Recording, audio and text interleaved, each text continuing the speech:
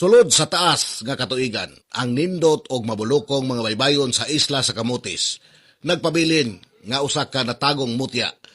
Tungod sa hagit sa kalayo nga biyahe sa dagat, apan lahi na ang dagan sa ugma nga diin sa nakaduol nga pagkahuman na unya sa Camotes Domestic Airport Terminal sa lungsod sa San Francisco. Ang pipila ka oras nga biyahe mapulihan na og pipila ka minuto. Ug usa kini kadakong lakang nga mag-abli sa mas dako nga potensyal sa mao nga isla. Kini nga proyekto gipasiugdahan o gimugna ni Kongresista Doc Prasco niadto pang tuig 2020 uban sa suporta sa lokal o probinsyal nga kagamanan.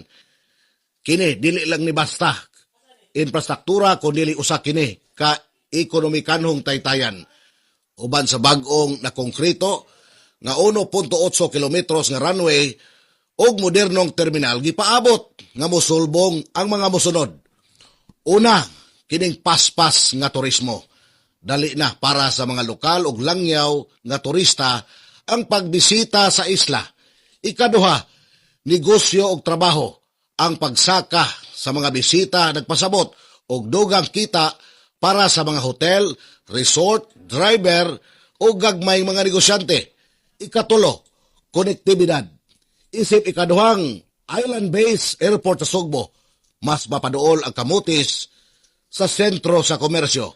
Di modo, ang paspas nga pagtukod niini nagpakita nga kung magkahiusa lang ang liderato o ang katawhan, ang kalambuan daling makabot.